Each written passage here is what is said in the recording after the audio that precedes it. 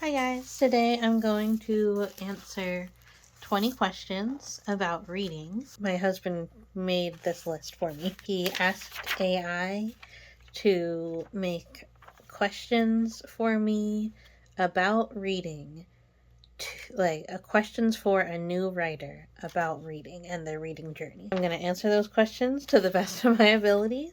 Reading question number 1. Can you remember the first book that really hooked you?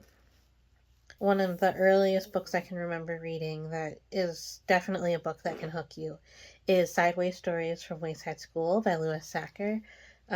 They're short stories, one story about each student, and they build on each other and you learn as you go. And that's definitely something that sticks out to me as an early memory. Next question, what's your go-to genre when you're picking something to read for pleasure? Okay, so I basically only read for pleasure anymore. And my go-to genre is realistic fiction, YA. If you get more like ticky-tacky about it, I'm going to lean more towards romance, and I'm going to lean more towards like an underrepresented group, Asian American, LGBT, something like that, something that I can like really get into the head of somebody who has to think about being different. I didn't number my questions, I lettered them. So like this is question C. How do you decide which authors to read? Very similar to my last question, answering my last question. Definitely gravitate more towards like someone who I haven't read a lot of, particularly like books that I read that I was like made to read in school.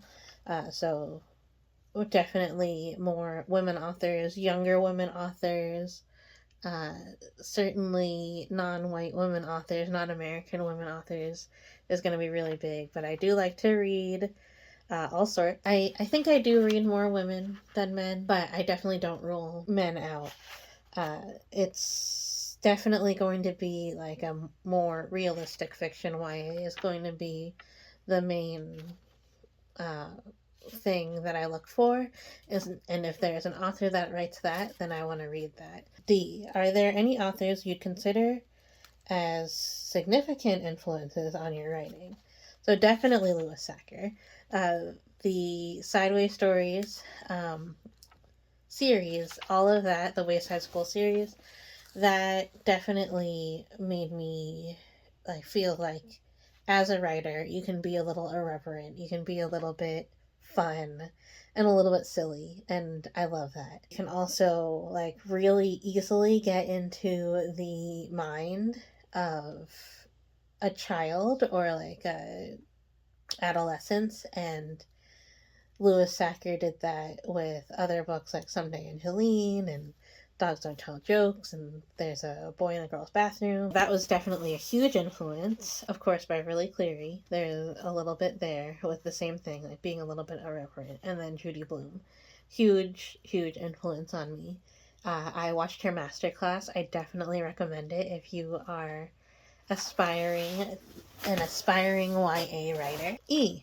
How do you discover new books or authors?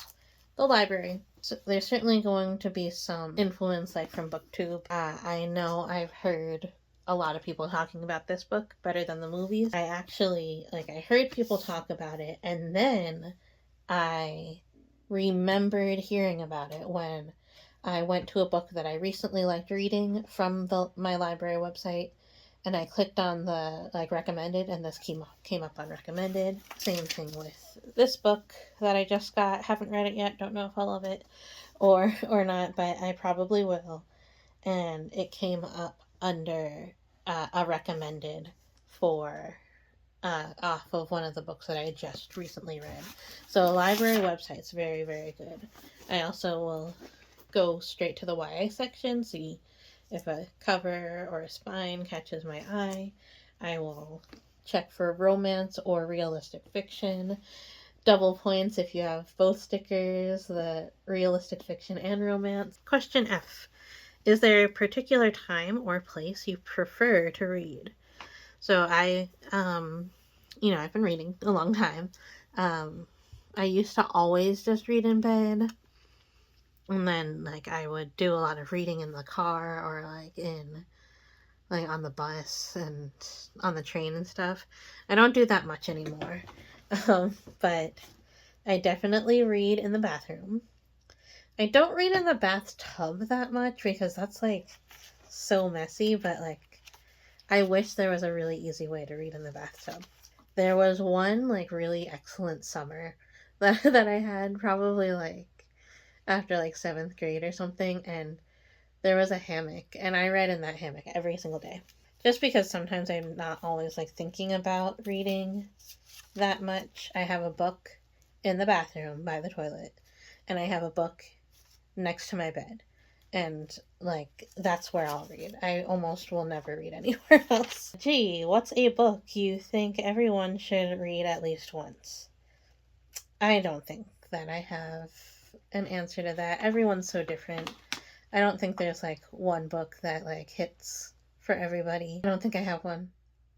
I was gonna say there's this one book that's, like, a kid's book that I found, and it's so awesome.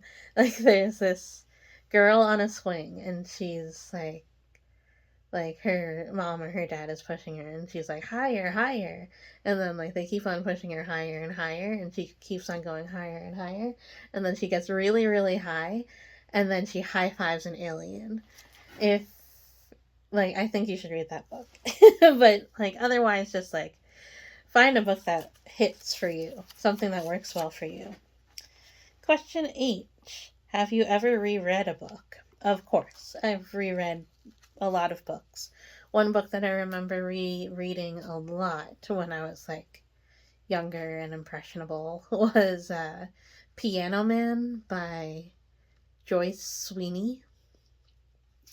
It was a weird, like, book fair scholastic book that I picked up, but, like, it had themes, limerence, I guess. I didn't know what the word limerence meant back then. I'm like, that's a new word for me, actually. Have recently found out that I'm like over my life, I've been pretty prone to limerence. So, like, that book I definitely reread because of the themes of limerence. I reread books, especially now that, like, that I'm a writer. Like, I go back and I think of books that were really special to me, and I reread them as an adult to see how they're different. I reread Bridge to Terabithia. It was alright. It wasn't as good as I remember. I tried to reread Tuck Everlasting, and it was terrible, and I, like, did not want to read that as an adult at all. I just stopped, like, after the first couple of pages. Yeah, like, I reread all the Lewis Sackers. I reread a bunch of Roald Dahl, and I reread a bunch of Judy Blume fairly recently because I think I could really maybe one day write more for a more younger, like, middle grade audience. One book I reread by mistake, The Statistical Probability of Love at First Sight. I forgot that I read it and I got it out of the library again. Are there any books that have profoundly changed your perspective or impacted your life? No. Everything is slow. Like, everything is, like, slowly builds and builds and builds over time, and there's no book that, like, profoundly changes my perspective, like, all at once. Nothing where I'm like, oh, whoa, I am living life wrong. Jay, do you prefer physical books, ebooks, or audiobooks? I'm a physical book person. I like going to the library and looking through the books, and it does something for me. I wish I was an ebook person because then I would read a lot more, or an audiobook person, but it's just, like, those just don't work for me for some reason. Physical book person. And it goes with all my, like, journal making. That's a physical book thing. Like, you can't ebook a journal. Well, I mean, some people journal online, and some people like Felicity like do, like, audio journals. So I guess, yeah, but yeah, I do not, and I don't think I would. Okay, have you ever had a crush on a character? Definitely. James Tillerman. from the Homecoming series. And, oh, I can't remember his name. The main character from The Chosen. Elle, how do you tackle a reading slump where books just don't seem appealing? I go sometimes I just go like without reading for a while.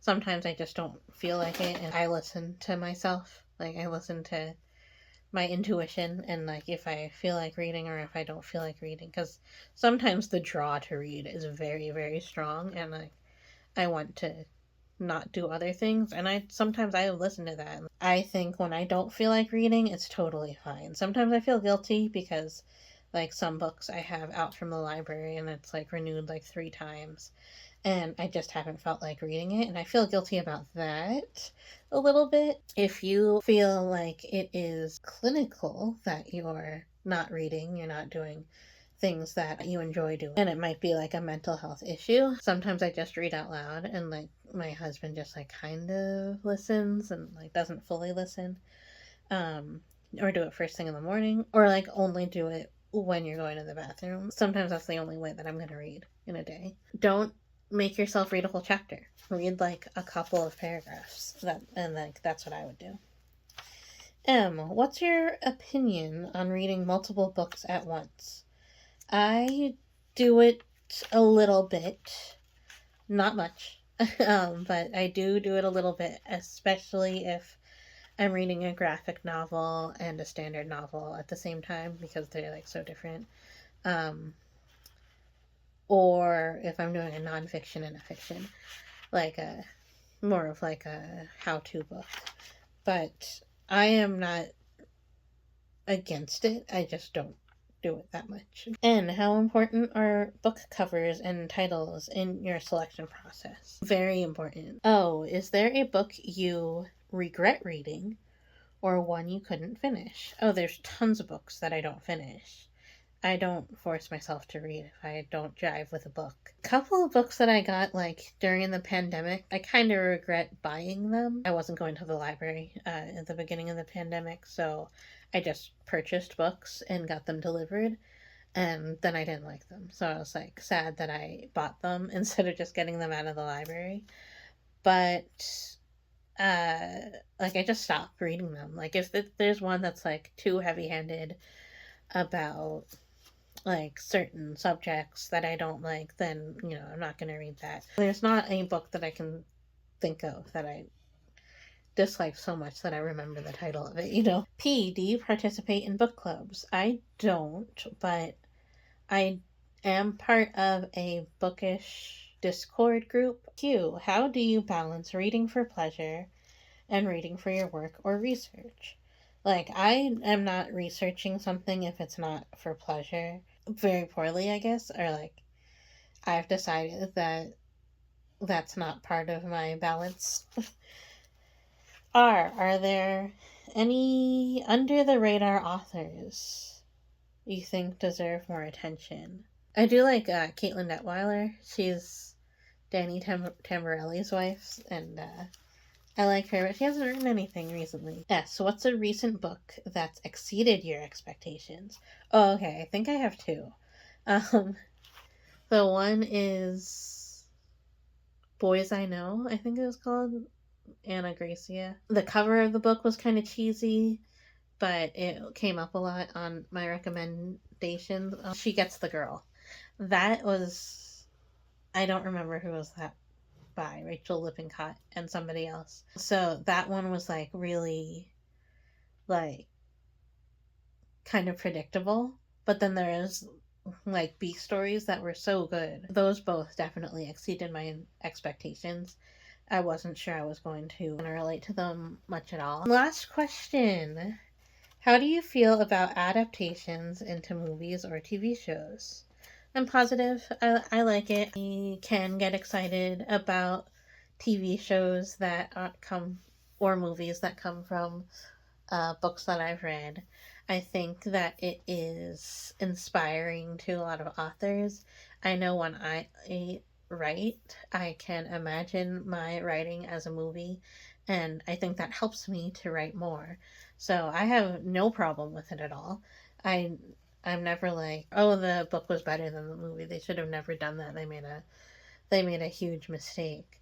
I usually don't think that because I think about them as like two different entities. I get really excited when in a movie they can really pinpoint like something so small that happens in a book.